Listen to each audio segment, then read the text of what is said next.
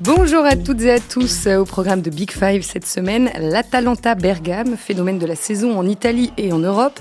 Les bergamasques enthousiasment le monde du foot, pressing collectif bien huilé, jeux rapides et attaques de feu. Le club lombard a terminé 3e de Serie A, une réussite à mettre en grande partie au crédit de son entraîneur Gianpiero Gasperini. L'Atalanta Bergame, le club d'une ville ouvrière, fière de son identité, une ville très durement touchée par la pandémie de coronavirus, on y reviendra. Et puis on parlera évidemment du quart de finale de Ligue des Champions contre le Paris Saint-Germain. Et oui, ça approche, ce sera le 12 août. Avec moi aujourd'hui, il fait son grand retour dans Big Five. Bonjour Dan Pérez. Bonjour Marie. Grand retour également pour Thomas Simon de France Football. Bonjour Thomas. Bonjour Marie. Et puis une première aujourd'hui, celle de notre correspondant à Milan, Valentin Paoluzzi. Bonjour Valentin. Buonasera a tutti. Voilà, vous avez le menu et le casting. Maintenant, on peut commencer. L'Atalanta Bergame, un club à part dans le paysage européen, 3e meilleure attaque du Big Five cette saison.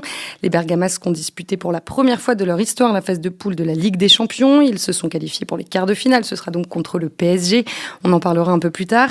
L'Atalanta s'est longtemps battue pour rester en Serie A, mais depuis 2016 et l'arrivée de Gianpiero Gasperini, elle tutoie les sommets du championnat italien. L'Atalanta, c'est l'âme de Bergame, une ville de 120 000 habitants située à 50 km de Milan, en Lombardie. Une ville de maçons, dur au mal, silencieux qui se lève tôt. Valentin, je reprends tes mots dans le reportage que tu as publié en février dernier dans France Football. L'identité ouvrière de Bergame est très marquée, les habitants en sont fiers. Dans quelle mesure est-ce que ça imprègne les valeurs du club ? Oui, on dit que les Bergamasques ont construit Milan, voilà. Parce que c'est vrai que sur les chantiers à Milan, donc il y a 50 km, voilà, vous croisez pratiquement que des Bergamasques, c'est vraiment leur spécialité. Et ça correspond aussi à la philosophie du club qui se construit depuis quelques années pour devenir un nouveau Cador italien, parce que c'est le cas, c'est top 4 depuis quelques années, et en demeurant, en conservant l'humilité qui a toujours caractérisé et ce club et le peuple bergamasque. Thomas, est-ce que l'Atalanta est appréciée en Italie ? Pour son jeu peut-être, mais historiquement c'est pas trop le cas. On a encore vu un sondage de la Gazzetta dello Sport l'été dernier, où en fait on demandait aux tifosi quel club ils préféraient en Italie, et on voit que l'Atalanta est arrivé seulement 12e sur les 20 clubs de Serie A. Et voilà, l'explication est avant tout historique, puisque dès les années 80, l'Atalanta a eu des supporters, des ultras très chauds, notamment dans la Curva Nord. Du coup, ils sont créés un peu une image de méchants dans toute l'Italie, et ça a créé pas mal d'animosité. Voilà, au-delà des rivalités locales, territoriales, assez fortes déjà avec Brescia, avec les deux clubs de Milan. C'est également très chaud contre la Roma, contre le Napoli.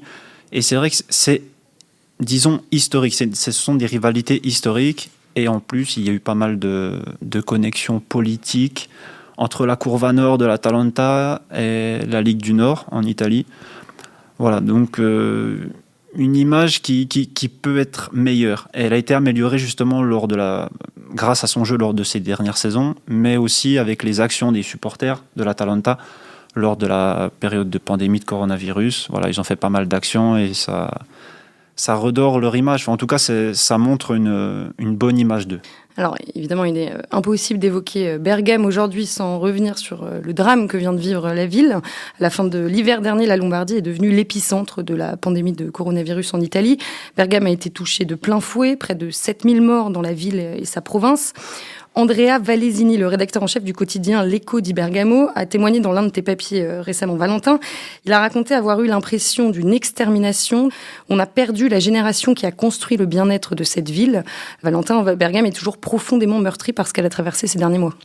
Oui, mais c'est une peine très humble, là aussi, voilà, où on ne pleure pas sur son sort. Voilà, c'est toujours aussi le caractère très réservé des Bergamas. Ça aurait été un peu différent, par exemple, si ça avait été une ville du sud de l'Italie qui avait été touchée, parce que ce sont des personnes qui s'expriment beaucoup plus extraverties.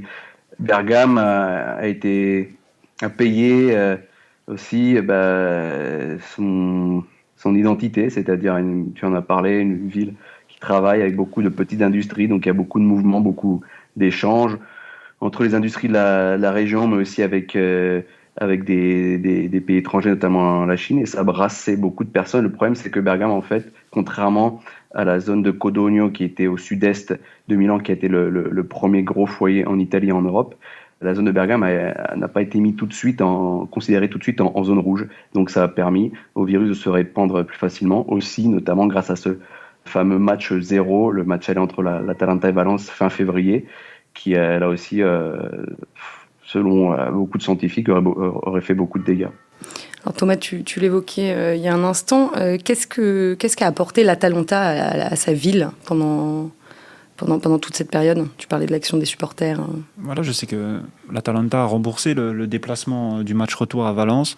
Les supporters n'ont pas voulu de cet argent et l'ont reversé à l'hôpital de Bergame.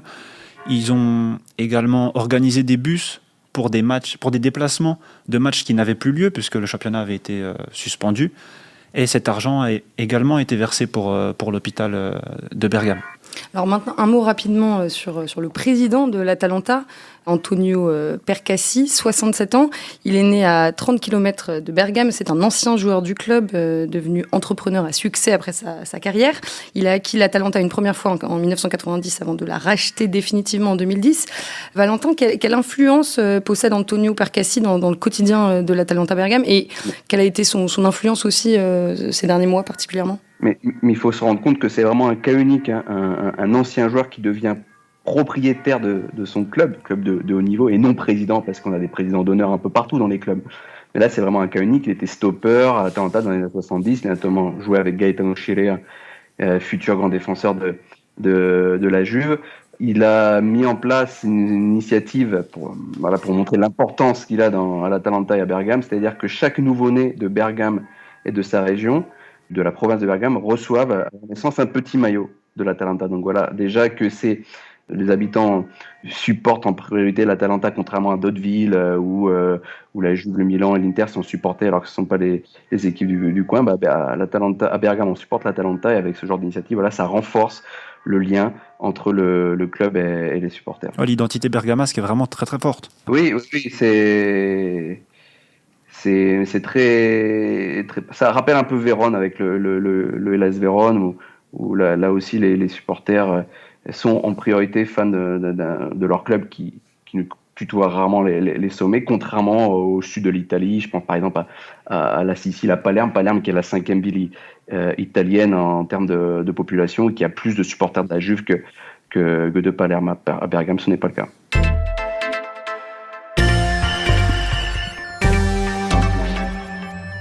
Alors, Antonio Percassi, le président, a évidemment contribué à la réussite de l'Atalanta, comme tu le disais, ces dernières années, mais son grand artisan, quand même, c'est l'entraîneur depuis 2016, Gianpiero Gasperini.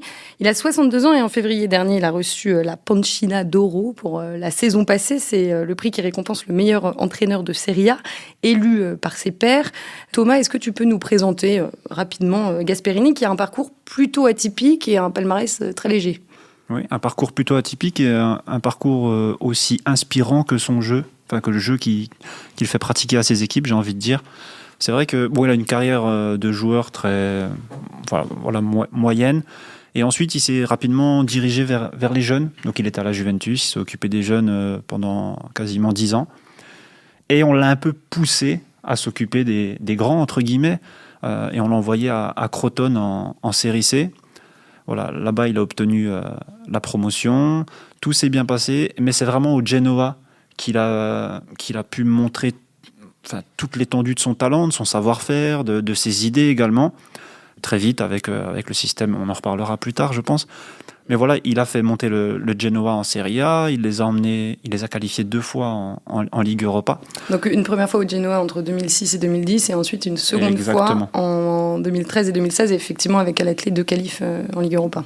C'est vrai, il y a 2 périodes, parce qu'elles ont été entrecoupées de 2 échecs, ces 2 seuls échecs chez les professionnels. Le premier à l'Inter Milan. Voilà, c'est une blessure profonde chez lui, parce que ça s'est mal passé, on lui a pas laissé le temps, on lui a pas... ça a duré 5 matchs, hop, il est parti. Et ensuite, il a essayé de se relancer à Palerme, où ça a été compliqué, parce que ça a été aussi compliqué pour d'autres entraîneurs avec le président Zamparini. Et ensuite, il est revenu au Genoa. Et depuis 2016, à l'Atalanta, où voilà, il est dans la continuité de ce qu'il a pu montrer déjà au Genoa, il ne faut pas l'oublier. Et Dan Gasperini dit lui-même qu'il s'inspire de l'Ajax des années 70 pour établir ce principe de jeu. Oui, c'est très intéressant que tu soulignes ça parce qu'effectivement, c'est une des rares équipes actuellement en Europe où vous allez voir, comme à l'Ajax de l'époque, un défenseur central se retrouver en position de débordement. Alors, il y a Sheffield qui le fait un peu en Première Ligue cette saison, j'y pense comme ça, mais globalement, il y a énormément de permutations. Vous allez voir Jim City, Toloi, donc 2 des 3 défenseurs centraux, parfois terminer les actions dans la surface. Il y a énormément de permutations. Et c'est vrai que parmi les entraîneurs protagonistes et offensifs qu'on peut avoir en Europe, il y en a très peu qui permettent autant de permutations dans leur jeu. Et donc, sur ce plan-là et sur le côté tourbillon, un peu le tourbillon fait passer l'Atalanta quand elle joue. On y reviendra plus en détail, mais oui, c'est assez clair que son inspiration du football total de l'Ajax, elle se vérifie dans le contenu des matchs de ses équipes. Après, c'est surtout l'Ajax de Van Gaal des années 90 dont il s'est inspiré. Parce qu'au départ, Gasperini, quand il prend les jeunes de la Juve, tout le monde est marqué à cette époque par le 4-4-2 de Sacchi. C'est très marqué à cette époque-là. Et lui, il commence en 4-3-3. Et c'est ensuite le Van Gaal du milieu des années 90 avec son Ajax, avec son système à 3 défenseurs, qui l'a profondément marqué, qui l'a amené à évoluer. Sur le système à 3 défenseurs, oui, tu as raison, et sur aussi le côté un peu individuel, souvent des marquages chez lui, mais chez Van Gaal, il y a beaucoup plus de rigidité dans le positionnement. C'est un peu l'inflexion qu'a apporté Van Gaal, disons à l'Ajax des années 70, c'est le côté un peu plus rigide et le positionnel, ce que quand même Gasperini fait beaucoup moins dans l'approche offensive des matchs. Valentin, pourquoi ça a collé dès la première année entre Gasperini et l'Atalanta ? Parce que la première année, au bout de 5 matchs, je crois qu'il avait 1 victoire et 4 défaites. Quelque chose comme ça. Et dans 9 clubs sur 10, le président l'aurait viré. Sauf que l'Atalanta a une direction du président Antonio Percassi, directeur technique et compagnie. Il savait qu'en misant sur Gasperini, il fallait un peu de temps, et il n'y a pas eu besoin de beaucoup de temps supplémentaire, parce que dès la fin des matchs de la première saison, l'Atalanta est en haut de tableau, et voilà, on lui a laissé le temps de découvrir l'effectif. Le match clé, c'est contre le Napoli de Sarri, qui avait toujours donc cette première saison, qui avait gagné ses premiers matchs. Et Gasperini décide de titulariser 3-4 jeunes du centre de formation, enfin issus du centre de formation, qui avaient entre 20 et 22 ans. Et tout le monde a pris pour un fou. Tout le monde s'est dit, mais il se tient une balle dans le pied, il va se faire virer. Ben non, ils battent le Napoli 2-0. Pour revenir rapidement sur le parcours de Gasperini, mais Thomas en a déjà bien parlé, il doit faire 8 ou 9 saisons complètes, voilà, de la première à 38e journée entre l'Atalanta et le Genoa. Je crois qu'il fait 7 fois européen. Voilà. Et ça vaut un titre à la Juve, par exemple. Voilà, ça faut bien prendre conscience. Et une des 2 qualifications d'Europa League avec le Genoa, c'est parce qu'il loupe la qualification en Champions League pour la différence de but. Du coup, on peut ajouter ça à son palmarès ou pas ? Parce que son palmarès, aujourd'hui, il reste à écrire. Écoute, moi, et c'est pas une critique. Moi, je l'ai interviewé hier avec Mélisande pour le journal, ça sortira la semaine prochaine. Et justement, on l'a lancé là-dessus. On se dit, un entraîneur quand même, c'est vrai que voilà, vous êtes des compétiteurs, soulever un trophée, avoir une photo avec un trophée, souvenir. Il fait non, mais moi, mais il faut raisonner comme ça. C'est-à-dire, les titres, c'est par rapport aux objectifs que tu atteins, par rapport aux ambitions de tes clubs en début de saison. Et lui, non seulement il les atteint, mais il en fait encore bien mieux, parce que l'Atalanta, quand tu démarres avec lui en 2016, c'est pour se stabiliser en Serie A, la première partie de tableau, voire l'Europa League, mais certainement pas pour se qualifier 2 fois de suite en Champions League. Ouais, puis les émotions, ça vaut plusieurs lignes de palmarès, non ? Exactement, voilà, il a dit, moi, mon équipe, par rapport à d'autres qui ont gagné des titres, mon équipe marquera probablement plus l'histoire, justement parce que pour sa philosophie de jeu, pour son identité. Alors Gasperini, c'est une très forte personnalité, un énorme bosseur, et pour mettre en place son jeu rapide, ce pressing intense, ces attaques étincelantes, il organise des entraînements éreintants qui épuisent tous les joueurs. Oui, moi, Anthony Mounier m'en avait parlé, qui est passé à l'Atalanta il y a 2 ans, c'est ça, si je ne me trompe pas. Hein, il avait été en prêt pendant 6 mois. Il a dit qu'il n'avait jamais vu ça. Et donc que la motivation de ces séances très dures, physiquement très intenses, selon Gasperini, c'était voilà, nous, dans les 10 dernières minutes du match, on tiendra. Et nos adversaires, eux, et on étouffera nos adversaires. Et c'est vrai qu'il y a très souvent, ça arrivait que l'Atalanta réussisse à renverser des situations très compromises après une première mi-temps ou après l'heure de jeu. Donc gros travail, il faut vraiment suivre physiquement pour rester dans le physique de l'Atalanta. D'ailleurs, Martin Skrtel, qui est arrivé à l'Atalanta l'an passé en provenant de Fenerbahçe, donc un Slovaque, défenseur central de plus de 30 ans, il est resté quelques semaines, il a résilié son contrat parce qu'il tenait pas le coup. Ouais, sujet, le capitaine Papou Gomez déclaré dans un live Instagram fin avril. Pendant la semaine, c'est très dur. Heureusement qu'il y a le match pour se reposer. Gasperini, l'une des caractéristiques de Gasperini aussi, c'est que il est toujours adepte du marquage individuel, très haut sur le terrain, et c'est plutôt assez singulier.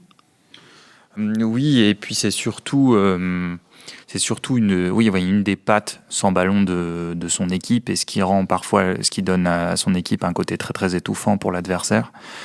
C'est-à-dire que Gasperini va pas se poser la question d'adapter son approche en fonction de l'adversaire. Évidemment, il y a des ajustements micro-tactiques, mais en gros, l'idée, c'est dans 95% des matchs, c'est d'aller chercher haut l'adversaire, d'essayer de l'étouffer, de l'empêcher de se retourner, de l'empêcher de construire son jeu, et d'être le plus agressif possible. Et pour ça, effectivement, il calque son schéma de pressing sur le système adverse, et de sorte que chaque joueur ait un adversaire direct à marquer.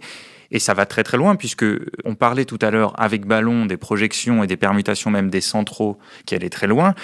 Sur le plan défensif, c'est aussi le cas. C'est-à-dire que quand l'Atalanta va presser très très haut, vous pouvez toujours voir le défenseur central qui est au marquage de l'attaquant adverse le suivre dans ses décrochages très très très très loin. Oui, il y a un dépassement de fonction assez généralisé. Oui, en fait, c'est-à-dire que les marquages sont très très orientés sont très orientés sur l'homme. Donc effectivement, alors peut-être qu'on en parlera après, ça les expose forcément, c'est un risque, mais c'est un risque assumé et qui pour l'instant, quand on voit les résultats qu'il obtient, le football qu'il pratique, c'est difficile de lui reprocher ce risque-là, parce que c'est à la fois, ça donne des matchs souvent spectaculaires, une impression d'être étouffé. Alors c'est sûr que quand on voit le match contre l'Inter, le dernier match, alors il y avait certes un peu moins d'enjeux, mais on voit qu'ils peuvent être pris à revers assez, alors avec des mécanismes spécifiques, mais peuvent apparaître très vite à l'intérieur de leur bloc, beaucoup d'espace, mais c'est un risque assumé, et c'est ce qui fait que, alors là la saison est finie, c'est dommage, mais j'espère que tous ceux qui nous écoutent ont pu avoir la chance de regarder un peu de matchs de l'Atalanta, parce que c'est vraiment rare de s'embêter avec eux. Ouais, et c'est ce qui fait que c'est donc la 3e meilleure attaque du Big Five cette saison, je le disais en intro. 98 buts marqués en championnat, c'est seulement 4 de moins que Manchester City et 2 de moins que le Bayern Munich, quand même. Thomas, comment Gasperini a-t-il réussi à mettre en place cette attaque fantastique ? Comment tire-t-il le meilleur de ses attaquants ? Je tiens juste à dire que c'était mieux avant la suspension du championnat de Serie A à cause de la pandémie de coronavirus. Ils marquaient plus avant. C'est-à-dire que... Ils avaient 3 victoires à 7 buts dans la saison. Ouais, après, c'était contre des équipes... le Torino, ça, c'était... Quand même. Quand même. Mais face au Cador, ils sont à 2 buts de moyenne, quand même. La Juve... une seule victoire contre les Cador. Voilà. Et justement, en fait, le fait qu'ils marquent moins désormais, ça peut s'expliquer par le rythme. Les cadences infernales, même s'ils ont un effectif où plusieurs joueurs sont interchangeables sans que ça change quoi que ce soit au rendu... finalement, le rythme les a un peu pénalisés depuis la reprise. Et ce que disait Dan, c'est que effectivement tout est lié par rapport à la préparation. Enfin, tout est lié. La préparation physique est primordiale chez eux. On a vu contre l'Inter, là physiquement, athlétiquement, ils sont descendus de niveau. Ouais, ils peinent un peu. Voilà. Et en fait, si ils ne sont plus au point athlétiquement, les mouvements collectifs, ils ne sont plus coordonnés. Et donc, ce sont eux qui se retrouvent en difficulté et étouffés. Là, ils ont 3 joueurs à plus de 15 buts dans la même équipe. C'était plus arrivé en Italie depuis la Juve des années 50. Donc, Ilicic, 21 buts et puis 19 pour les 2 Colombiens, Luis Muriel et Duvan Zapata. Alors, l'une des particularités de l'effectif à Bergame, c'est sa couleur très internationale. 12 buteurs de nationalités différentes. Aucun buteur italien cette saison en Serie A. C'est la première fois que ça arrive en Italie. Valentin Gasperini s'appuie sur un vivier de joueurs donc cosmopolite qu'il a déniché grâce à un très bon réseau de scouting. Oui, ils ont changé un peu leur fusil d'épaule. L'Atalanta, c'est vrai que leur réputation historique en Italie, c'est d'être le meilleur centre de formation. Alors, plus concernant la quantité que la qualité, parce qu'après, si vous regardez bien, les meilleurs joueurs sortis du centre de formation de l'Atalanta depuis 50 ans, c'est Roberto Donadoni, futur star du Grand Milan de Berlusconi. Mais après, voilà, c'est Riccardo Montolivo, Gianpaolo Pazzini. Voilà, non, ça casse pas non plus 3 pattes un canard. C'est plus en quantité qu'en qualité. C'était vrai aussi au début de l'ère Gasperini, avec Caldara, bon, il est revenu, mais Conti, Kessi, qui est passé brièvement par son de formation, et des joueurs qui ont permis de faire des grosses plus-values. Il y en a un peu moins, voilà. Il y en a pratiquement plus d'ailleurs. Je crois qu'il y a juste le gardien remplaçant Sportiello qui est issu du centre de formation avec le retour de Caldara en janvier.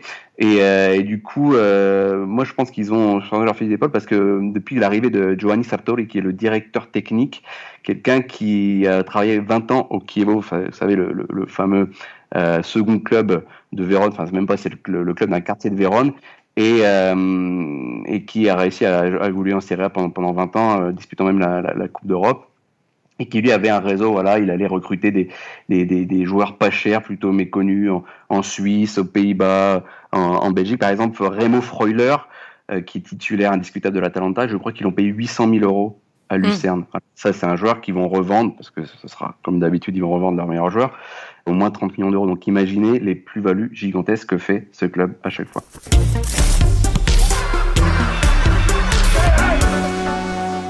Alors l'Atalanta pourrait rendre sa saison encore plus belle en se qualifiant pour les demi-finales de la Ligue des Champions. Pour cela, il faudra battre le PSG le 12 août prochain à Lisbonne sur un match sec, je le rappelle. Messieurs, pour vous, quel va être l'atout numéro 1 des Italiens face à Paris, en prenant en compte évidemment les forces en présence? Est-ce que c'est surtout ce gros pressing dont on parlait plus tôt? Effectivement, entre autres, et puis surtout quand on voit les difficultés de Paris face au pressing. Enfin, c'est ça qui est, qui est à la fois le plus excitant, si on regarde ça d'un point de vue neutre, et le plus inquiétant pour le PSG, c'est que sur les 2 derniers matchs officiels, et puis c'était déjà le cas avant, mais arrêtons-nous sur les deux derniers matchs du PSG en finale de coupe contre Saint-Etienne et Lyon, qui ne sont pas les équipes les plus réputées en Europe, qui ont certes, elles ont pratiqué, elles ont offert un beau plan de jeu dans leur finale, mais qui ne sont pas les équipes les plus réputées sur le pressing. Elles ont mis énormément en difficulté Paris sur les relances, Paris qui a eu beaucoup de mal à construire ses actions, qui a contre Lyon pu bénéficier d'un Verratti au sommet comme une espèce de système de relance et de résistance à la pression à lui tout seul. Lui, il est capable de ressortir sous le pressing. Mais s'il n'est pas là, lui, il est capable. Mais disons que c'est une déjà, il sera probablement forfait. En tout cas, c'est ce qu'on annonce pour le moment. Et surtout, s'il n'est pas là, il y a très très peu, et ça c'est assez décevant d'ailleurs de la part de Tuchel, vu le CV qu'il avait quand il est arrivé. Le PSG a très peu de circuits mécanisés de relance et de résistance à la pression. Je parlais tout à l'heure du match contre l'Inter. Enfin, il faut voir, il y a une dizaine de séquences où l'Inter, parce que c'est l'Inter de Conte, parce que les mouvements sont très mécanisés, l'Inter a réussi à prendre à revers plusieurs fois le bloc haut de l'Atalanta, notamment en faisant en sorte d'installer une connexion directe entre leur gardien et leur attaquant, en écartant, puisque, en gros, je vous explique ça 30 secondes, puisque les joueurs de l'Atalanta suivent leur vis-à-vis partout. Qu'est-ce qu'ont fait les milieux de l'Inter? Ils les ont pris avec eux, donc comme s'ils les avaient sur le dos, et ils sont allés s'écarter, ce qui fait qu'il y avait je résume, ce qui fait qu'il y avait un axe tout droit entre le goal et l'attaquant. Et il n'y avait même pas besoin de lever la balle pour le gardien, pour Handanovic. Et qui pouvait passer directement vers Lukaku. Donc pour ça, il faut des circuits mécanisés, il faut ce que n'a pas le PSG, et il faut aussi un numéro 9 capable de mieux résister à la pression, de mieux jouer dos au but et de pouvoir faire jouer ses coéquipiers. Et c'est vrai que Icardi nous a un peu déçus récemment sur cette question-là, même si je pense qu'il est capable de faire mieux. Tu es en train de dire qu'il faudrait Duvan Zapata au PSG? Ah bah je pense que non, mais je pense que Icardi est d'un autre calibre, ça c'est sûr. Mais sur ce point précis-là, oui, c'est sûr que Zapata pourrait faire du bien, notamment, et soulager les problèmes de Paris sous pression. Alors Valentin, côté Bergame, le meilleur buteur, Josip Ilicic, est absent depuis plusieurs semaines. Son dernier match, c'était le nul de partout contre la Juve. Il est rentré chez lui en Slovénie et il ne devrait pas être de retour pour le quart contre Paris. Ça va peser, ça, forcément. Oui, pour des problèmes personnels et pour des questions de privacy. Comme on dit, on va pas s'attarder sur la question. Et puis, de toute façon, personne ne sait vraiment ce qu'il a. Maintenant, sans lui, l'Atalanta a quand même un peu plus de mal.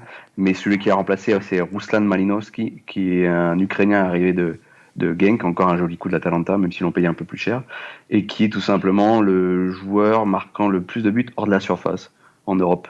Voilà, donc il y a toujours quand même des individualités pour remplacer les absents.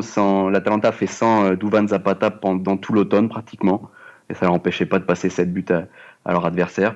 Donc des solutions, ils en ont. Je pense à Luis Muriel, meilleur remplaçant d'Europe. Je pense à Robin Gosens, meilleur défenseur le plus prolifique d'Europe. Je pense à Raphaël Toloi, le défenseur ayant fait le plus de passes décisives en Europe. Je parle à chaque fois du Big Five.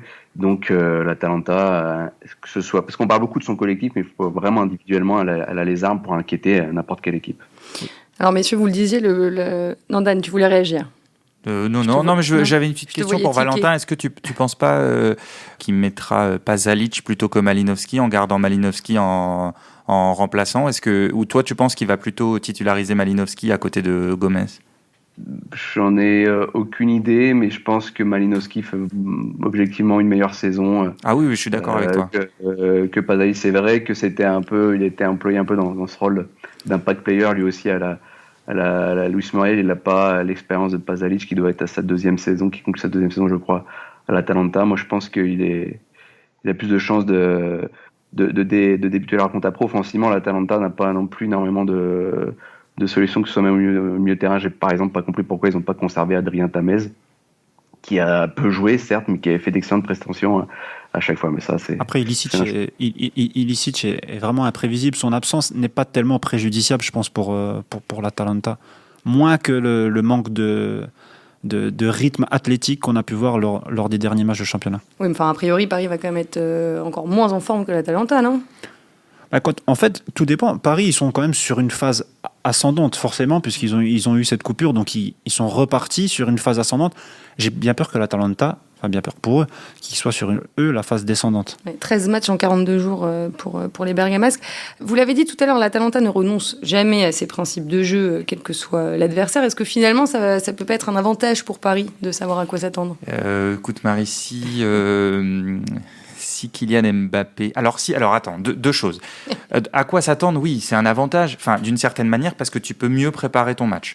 Tu sais à peu près comment l'Atalanta... Alors même si peut-être qu'ils vont presser avec un petit peu moins d'intensité, peut-être qu'ils vont monter un peu moins, il y a peut-être des petits ajustements, mais globalement, tu vas pas être surpris par l'approche. Tu sais que l'Atalanta va pas venir avec 2 lignes de 4 sur son but et puis t'attendre. Au moins, tu sais ça.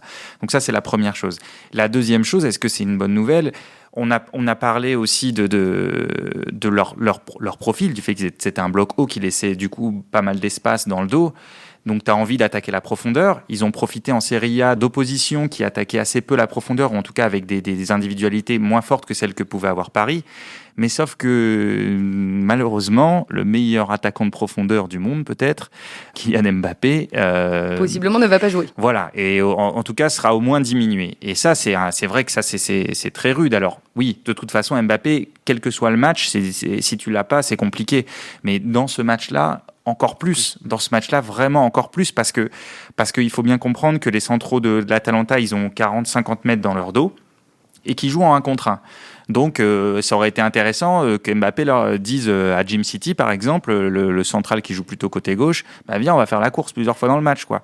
Et sauf que là, ce sera moins le cas. Sachant que Di Maria aussi aimait bien prendre la profondeur, Paris a des armes en moins, en tout cas, pour prendre à revers le bloc haut de l'Atalanta. Et même quand on sait à quoi s'attendre face à cette équipe, si elle est au top et qu'elle déroule comme elle a pu le faire lors de certains gros matchs en Italie, elle fait perdre tous ses repères à l'adversaire. En tout cas, on a hâte d'y être. Atalanta Bergame, Paris Saint-Germain, ce sera le mercredi 12 juillet à 21h. Merci beaucoup à tous les trois, Valentin Paoluzzi, Dan Perez et Thomas Simon. Merci aussi à Roland Richard et à Gilles Baudu, sans qui il n'y aurait pas de Big Five, tout simplement. Et puis je n'oublie pas nos amis d'Opta pour leur aide statistique. La semaine prochaine, je vous retrouverai évidemment pour débriefer cet Atalanta PSG. À très vite.